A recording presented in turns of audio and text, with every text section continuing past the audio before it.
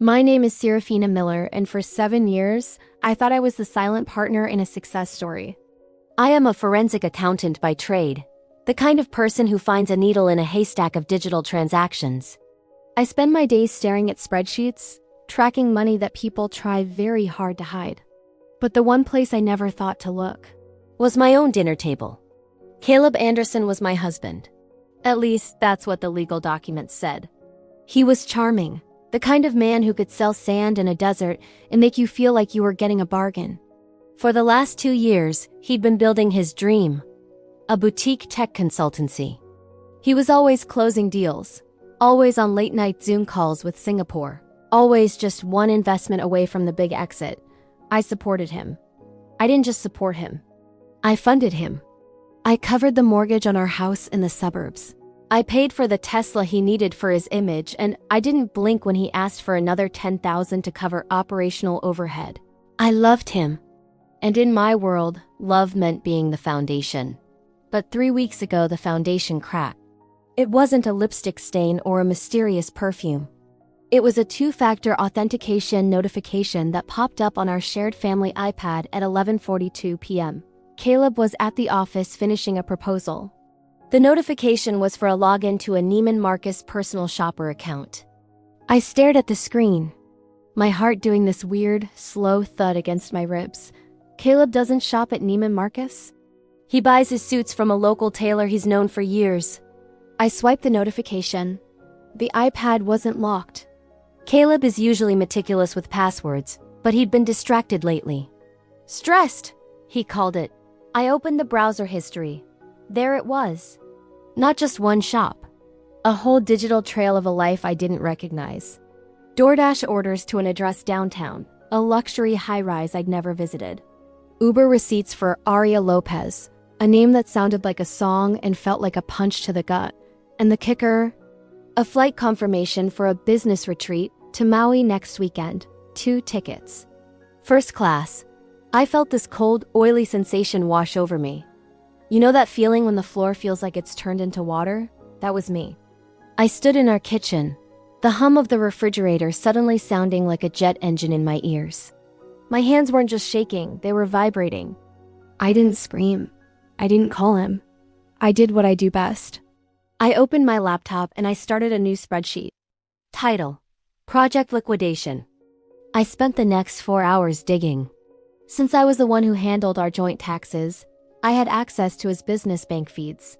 I'd always looked at the summaries he gave me, trusting the man I'd shared a bed with for nearly a decade.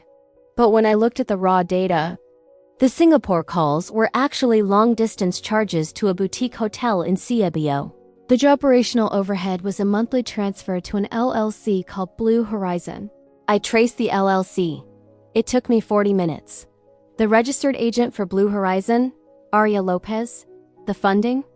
80% of it came directly from our joint savings account money I'd earned auditing corporate fraud cases. The irony was so thick I could nearly taste the copper in my mouth. My husband was using my expertise to fund a second life with a woman who lived in a penthouse I was unknowingly paying for. I heard the garage door open. I closed the laptop. My face felt like stone. I took a deep breath, the kind that hurts your chest, and put on my supportive wife mask. Caleb walked in, looking exhausted. He had that practiced weary smile on his face. He came over to kiss my forehead, and for the first time in 7 years, I felt a physical recoil deep inside. He smelled like expensive scotch and something else. Vanilla. Tough night, babe, he sighed, dropping his leather briefcase on the counter.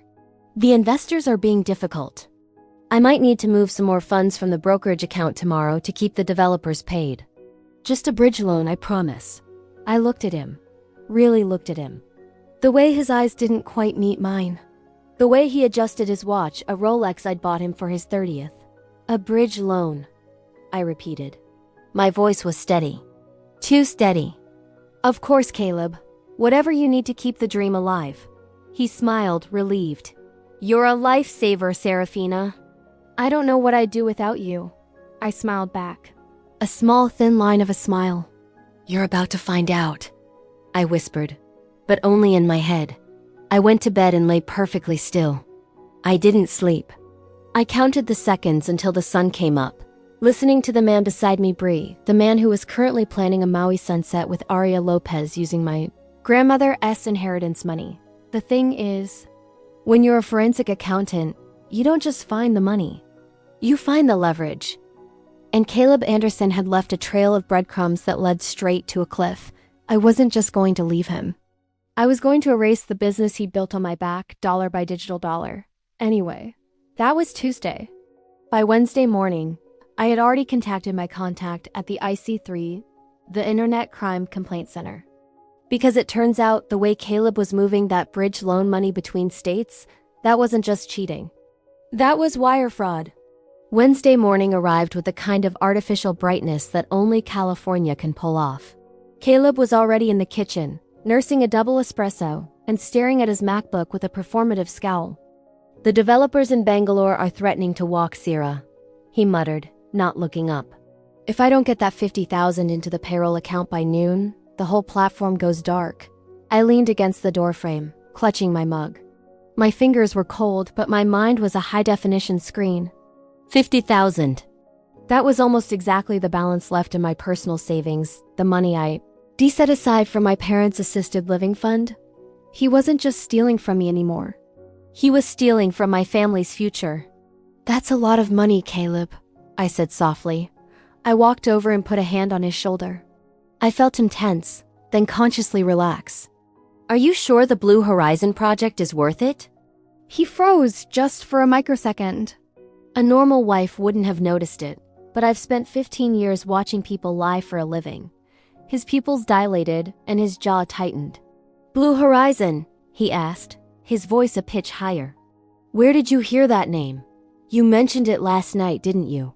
I lied, my voice dripping with feigned innocence. Or maybe I saw it on one of the invoices on the counter. You know I can't help but look at numbers. He let out a breath, a short, sharp laugh. Right, yeah, it's a submodule we're developing, very hush-hush. High ROI potential, Sierra. Seriously, once this exits, we're looking at 7 figures. You'll never have to audit a miserable corporate tax return again. The audacity was breathtaking. He was selling me a dream fueled by my own nightmare. Okay, I said, moving toward the home office. I'll wire the funds. But the bank is being weird about these large transfers lately post-FTX regulations, you know? They need a signed source of funds declaration. I printed a copy. Just sign it so I can scan it back to them. I handed him a single sheet of paper. To the untrained eye, it looked like standard bank jargon. In reality, it was a legal affidavit I drafted at 3 a.m. by signing it. He was swearing under penalty of perjury that the funds were being used solely for business operations of Anderson Tech Consulting and that no third parties had any claim to the assets. I was handing him the rope. And Caleb, in his rush to fund Aria's next shopping spree, didn't even read the fine print. He scribbled his signature, the same elegant C that was on our wedding certificate, and handed it back. Thanks, babe. You're the best partner a guy could ask for. I watched him leave for the office 20 minutes later. As soon as his Tesla cleared the driveway, I didn't go to the bank. I went to the downtown high-rise I'd found in the Uber history, the Azure Residences. It was the kind of building that had a scent something like expensive leather and bergamot. The doorman looked at me with the polite indifference of someone paid to keep the wrong people out. I'm here to see Aria Lopez, I said, my voice steady. I'm her new insurance adjuster. There was an issue with the premium for Unit 402. He checked his screen. Ah, yes, Miss Lopez. She's expecting a delivery, but you can go up. The elevator ride felt like an eternity. Each floor number that lit up felt like a countdown. Ding. Floor 4. The hallway was silent, the carpet swallowing the sound of my heels. I stood in front of 402. I could hear music coming from inside, something upbeat, something happy. The sound of someone who didn't have a care in the world because someone else was paying all the bills. I reached into my bag and pulled out my phone. I didn't knock. Instead, I stood by the door and waited. 10 minutes later, the door opened. A woman walked out. She was younger than me, maybe late 20s. She had that effortless look that costs thousands of dollars to maintain perfectly highlighted hair. A silk robe that cost more than my first car, and a glowing tan that screamed Maui. And then, I saw it. Hanging on the wall behind her, visible through the open door, was a painting. A large, abstract piece in blues and golds. I felt the air leave my lungs. That was my painting. It was a piece I'd bought at a gallery in Soho 3 years ago. I'd told Caleb it was in storage because we didn't have room for it in the new house. He hadn't put it in storage. He'd gifted it to her. He'd given her a piece of my soul to decorate his mistress's nest. Arya looked at me, her expression shifting from confusion to slight annoyance. "Can I help you?" "I'm looking for Caleb," I said. No mask, no games. Just the cold, hard truth. Her face went pale. Not the "I'm embarrassed" pale, but the "my life just flashed before my eyes" pale. She tried to close the door, but I put my foot in the frame. I'm a small woman, but in that moment, I felt like a mountain. "He's not here," she stammered, her hand trembling on the handle. "I don't know who you are." "I'm the person who paid for that robe." "Arya," I said, my voice dropping to a whisper that felt like a blade. "I'm the person who paid for that painting. And I'm the person who just watched Caleb sign a document that is going to land both of you in a federal interrogation room by Friday." I took a photo of her through the doorway. Flash. "Tell him I wired the money," I said, stepping back. "And tell him I hope he enjoys Maui. The weather is supposed to be turbulent." I walked away before she could respond. My heart was racing, but for the first time in days, I didn't feel like a victim. I felt like a hunter. When I got back to my car, my phone buzzed. It was a Slack notification from my actual job. "Serafina, we found another discrepancy in the Miller-Hines audit.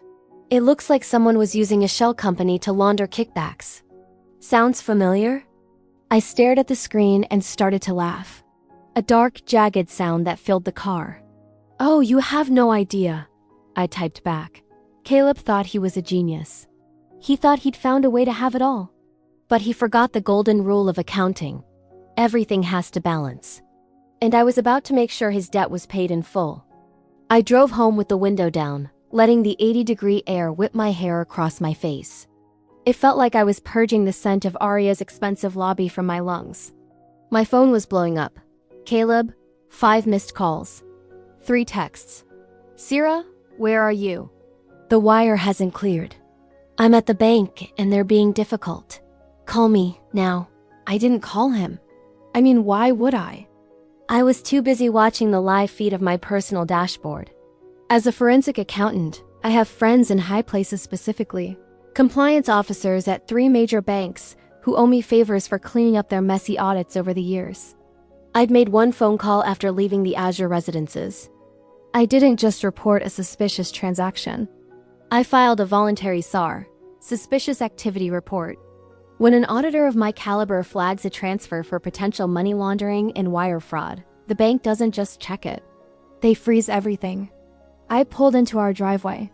Caleb's Tesla wasn't there. He was likely still at the branch, sweating under the fluorescent lights while some 24-year-old teller told him the system was undergoing a security update. I walked into the house, dropped my keys, and went straight to his office.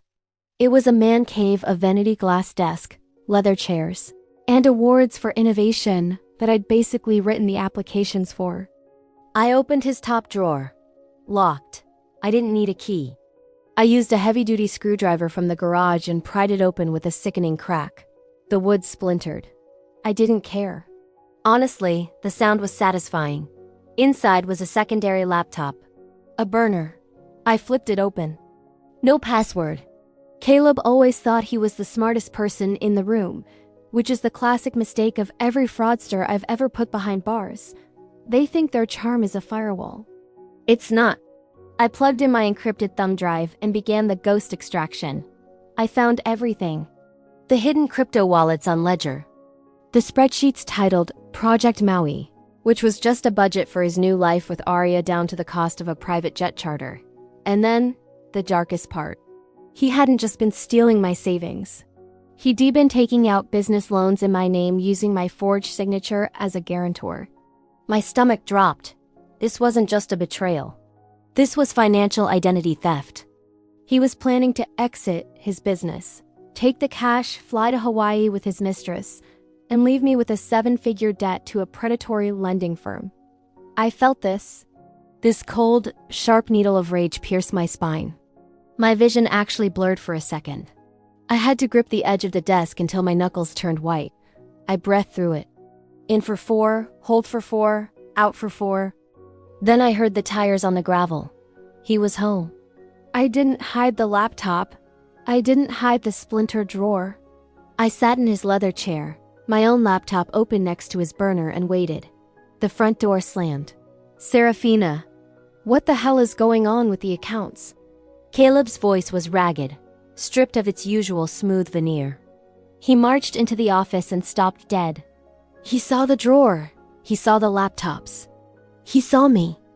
Sierra, he started, his voice dropping an octave. He tried to put on the mask, the concerned husband mask. What are you doing? Why did you break into my desk? I told you. Those are confidential client files. Arya called you, didn't she? I interrupted. My voice was a flatline. He flinched. The name hit him like a physical blow. He tried to laugh, but it came out as a strangled croak. Arya? Who? Stop, I said. It wasn't a shout. It was a command. The bank didn't have a security update, Caleb. I flagged the accounts. I also contacted the lenders for the Anderson Tech expansion loans. You know, the ones with my forged signature? The color drained from his face so fast it was like someone had pulled a plug. He looked older, smaller. The expensive suit suddenly looked like it was wearing him. Sierra, listen to me. He took a step forward, hands outstretched. It's not what it looks like. I was under a lot of pressure. The business was failing and I didn't want to disappoint you. Arya. She was just an investor. A consultant. Does the consultant like my Soho painting, Caleb? Or the silk robes I paid for? He went silent. The silence of a man who realized he'd walked into a trap that he himself had built. I mean, the irony is beautiful, I said, leaning back in his chair. You used a forensic accountant's money to commit financial fraud. Did you really think I wouldn't find the trail? I find people like you for a living. Caleb, I just didn't think I'd find one in my own bed. You can't prove anything, he hissed, his voice turning toxic. The charm was gone. This was the real Caleb, the predator. It's your word against mine. And those loans, your name is on them. If I go down, you go down with me. We're partners, remember? I smiled. A slow, predatory smile that I usually reserved for the final deposition of a multi-million-dollar embezzlement case. That's the thing, Caleb. I'm not going down. See when I wired that $50,000 this morning? I didn't send it to your payroll account. I sent it to a restricted escrow account held by my attorney. And that source of funds document you signed? I held up the paper. You admitted in writing, under oath, that the funds were for business only and that no third parties were involved. By using that money for Arya's rent and Maui tickets, you just turned a civil dispute into a felony. And since I'm the one who reported it, I get whistleblower protection. I stood up. I was 5'4", but in that room, I felt 10 feet tall. You have 10 minutes, I said. 10 minutes for what? To take whatever fits in that Tesla and leave. The locks are being changed at 6 p.m. The car lease. Cancelled? The insurance? Revoked? And Caleb? He looked at me, his eyes full of a mixture of fear and pure, unadulterated hatred. I sent the ghost extraction files to the IC3 10 minutes ago. The FBI will probably be at Arya's penthouse by morning. I'd suggest you don't be there when they arrive. He didn't move. He just stood there, breathing hard, looking at the ruin of his empire. Go, I whispered. He turned and bolted. No goodbye, no apology. Just the sound of a coward running away from the mess he'd made. I stood in the silence of the house. I thought I would cry. I thought I would feel a void. But as I heard his Tesla peel out of the driveway, all I felt was balance. It's been 3 weeks since the front door clicked shut behind Caleb for the last time. The house is different now. It's quiet, but not the heavy, suffocating silence of a marriage built on lies. It's the kind of silence you find in a library, clean, focused, and full of possibilities. I changed more than just the locks. I had the Soho painting, The one Caleb gifted to Arya retrieved by a court-ordered courier. It's back in my living room now. Every time I look at it, I don't see his betrayal. I see my own competence. Caleb and Arya didn't make it to Maui. I mean, honestly, did he think he could move $50,000 of flagged bridge loan money without a single red flag? The thing about the FBI's Financial Crimes Division is that they are very, very patient. Until they aren't. I heard the rest through the grapevine, and by grapevine, I mean the public filings and a very panicked LinkedIn message from Caleb's former VP of sales, who was actually just his cousin from Ohio. Caleb had gone straight to Arya's penthouse. They tried to book a last-minute flight to a non-extradition country when they realized the Maui tickets were canceled. But when they got to the gate at Lax, Caleb's black card, the one I'd reported as stolen, didn't just decline. It triggered a silent alarm. 2 TSA officers and a federal agent met them at the gate. The image of Caleb in handcuffs, wearing a $3,000 linen suit while being led past a Cinnabon, is one I play on loop in my head whenever I feel a flicker of sadness. It's a very effective cure for nostalgia. Arya, of course, turned on him within 48 hours. She claimed she was a victim too. That she had no idea the money for her penthouse was coming from fraudulent business loans. But I'd already sent the IC3 the IP logs from her Mac. I showed that she logged into his business accounts more than a dozen times to authorize transfers. They're both currently navigating the complexities of the federal legal system. Caleb is looking at 5 to 10 for wire fraud and identity theft. The exit he wanted so badly, he got it. It's just not the one with the ocean view. Yesterday, I sat on my balcony with a glass of Napa Cab paid for with my own clean money. My phone buzzed. A text from an unknown number. "Sierra, please, I'm in a hole. Just tell the lawyers it was a misunderstanding. I still love you. We can fix this." I stared at the screen.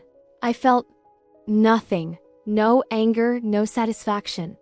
Just the kind of indifference you feel toward a typo in a 500-page document. I didn't block him immediately. I wanted him to see the read receipt. I wanted him to know I saw it, processed it, and dismissed it. I typed back one word: balanced. Then I blocked the number. I'm moving to a new firm next month. Chief Compliance Officer. It's a big jump, more responsibility, more numbers.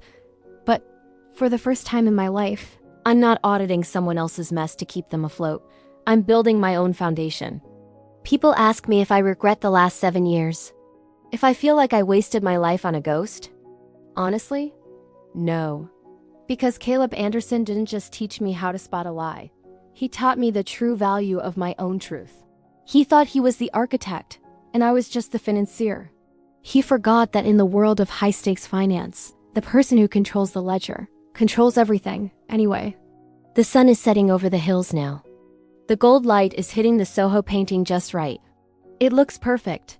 My name is Serafina Miller. I'm a forensic accountant, and my books? They finally balance.